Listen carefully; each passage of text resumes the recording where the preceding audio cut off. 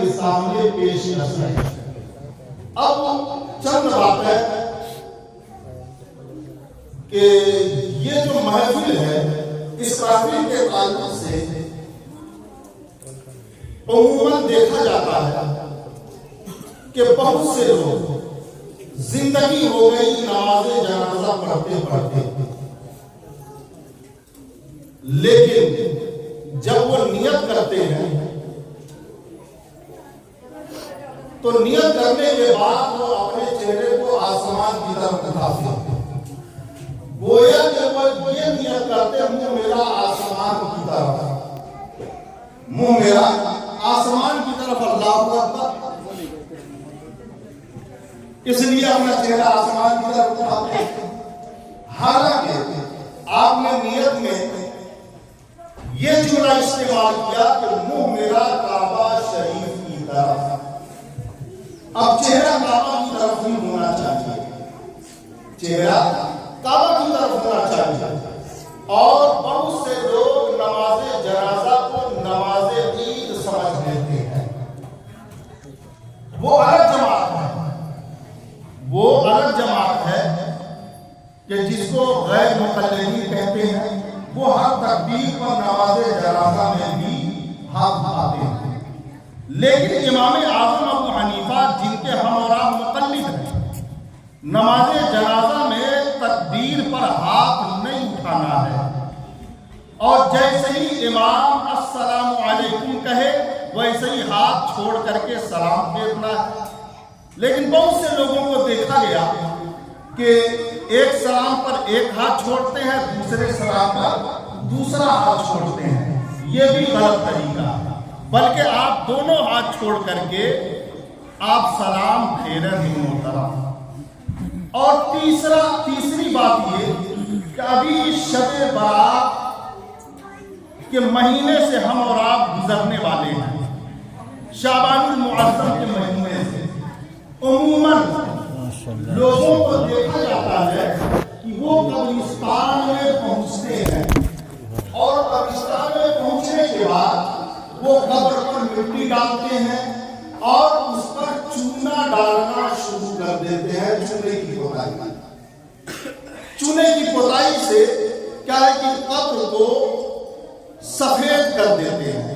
اب یہ علماء سے پوچھئے کیا قبر پر چونا پوتنا جائز ہے؟ چونے کے اندر آگ ہے، آپ چونے کو پانی میں ڈالیں تو وہ چونا بھڑکتا، چونے کے اندر آگ۔ اب آقا کریم صلی اللہ علیہ وسلم نے ارشاد فرمایا کہ اپنے مردوں کے ساتھ آگ لے کر کے نہ چلو۔ اگربتی جلانے کو علماء نے منع کیا، قبر پر اگربتی مت جلاؤ۔ جو اعلیٰ حضرت نے عقیدہ دیا، اعلیٰ حضرت کا یہ عقیدہ اہل سنت والجماعت کی کہ علماء کا یہ عقیدہ کہ قبر پر اگربتی مت جلاؤ، مردوں کے ساتھ آگ لے کر کے نہ چلو، اور آپ سراپا قبر پر آگ ڈال رہے ہیں، یہ کہاں آپ کی محبت؟ ارے محبت ہے تو آپ لے جا کر کے پھول ڈالیں، آپ وہاں اگل بغل میں درخت لگا دیں، آپ گھاس پودے لگا دیں، یہ آپ کی محبت ہونی چاہیے، لیکن نقش نہ مٹے، قبر نہ مٹے۔ آپ برابر ہر سال موقوفی قبر تو ہے نہیں، آپ کی ذاتی قبرستان تو ہے نہیں، وہ تو موقوفہ قبرستان ہے اور آپ اس پہ قبضہ جمائے بیٹھے ہیں، لہذا ہم کو اور آپ کو اس سے بھی بچنا ہے۔ لہذا شب برات میں آپ اس پیغام کو عام کر، اگر قبرستان میں دیکھیں کہ کوئی چونے سے قبر پر قلعی کر رہا ہے تو آپ اس کو سختی سے منع کریں، یہ مثل آگ کے ہے، اور اس سے جو قبر کے اندر مردہ لیٹا ہوا ہے اس کو تکلیف پہنچتی ہے۔ ہو سکتا ہے کہ جو قبر کے اندر لیٹا ہوا ہے وہ عذاب دوزخ میں ملوث ہو، ایک تو عذاب دوزخ،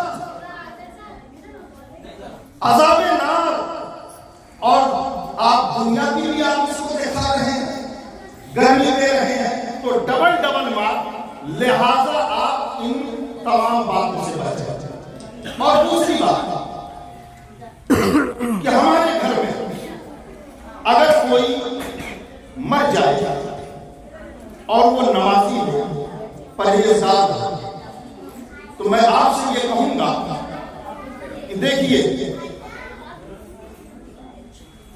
آپ فدیہ سب سے پہلے ادا کریں، فدیہ پہلے ادا کریں۔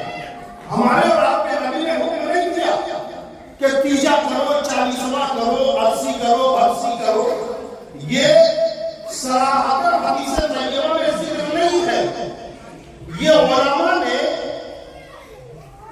ثواب پہنچانے کے لیے، ایصال ثواب کے لیے یہ طریقہ قائم کیا کہ دور حاضر میں امتی بہت گنہگار ہے، نماز روزے سے دور ہے، اس لیے ایصال ثواب کا یہ طریقہ نکالا، لیکن فدیے کا حدیث طیبہ سے ثابت ہے، حدیث طیبہ سے ثابت ہے۔ اور دور حاضر میں آپ دیکھیں 1 لاکھ روپے کا 40واں کر دے گا، لیکن اپنے والدین کی چھوٹی ہوئی نمازوں کا فدیہ ادا نہیں کرے گا۔ لہذا جو پہلے نبی نے حکم دیا اس پر آپ عمل کریں، اور اس کے بعد بچیں تو آپ فقراء میں تقسیم کر دیں۔ اور رہی بات 40ویں کی، تو دیکھیے، جب تک وراثت تقسیم نہ ہو جائے، جب تک وراثت تقسیم نہ ہو جائے، تب تک آپ کیسے 40واں کر رہے ہیں، کیسے کھلا رہے ہیں؟ اس میں تو سارے بھائیوں کا حصہ ہے، اس میں سارے بھائیوں کا حصہ۔ وراثت تقسیم ہونے سے پہلے آپ 40واں کر رہے ہیں۔ ہو سکتا ہے کوئی بھائی کہتے ہیں کہ میں اپنا روپیہ نہیں لگاؤں گا، اور آپ زبردستی لوگوں کو کھلا رہے ہیں، آپ زبردستی لوگوں کو کھلا رہے ہیں۔ حالانکہ ایک بھائی ناراض ہے، 2 بھائی خوش ہیں، یہاں مال سے 40واں کر دو۔ لہذا حضرات گرامی، جب تک وراثت تقسیم نہ ہو جائے یا سارے بھائیوں کا اتفاق نہ ہو جائے، تب تک میت کے مال سے یہ کرنا بھی جائز اور درست نہیں ہے کہ آپ کسی کو کھلائیں۔ مسائل کو سمجھنے کی آپ لوگ کوشش کریں، اور بالخصوص ایسے محافل میں میں اپنے علماء سے بھی کہوں گا کہ آپ اگر جائیں ایسے محافل میں، تو آپ علماء کو مسائل سکھائیں۔ کہیں بھی پروگرام ہو تو بالخصوص اگر ایسے مسائل ہیں تو آپ ان لوگوں کے کانوں میں وہ مسائل ڈالیں کہ جن سے ان کی زندگی، ان کے گھر والوں کی زندگی بدل جائے۔ اللہ تبارک و تعالیٰ ان چند مسائل پر ہم سب کو عمل کی توفیق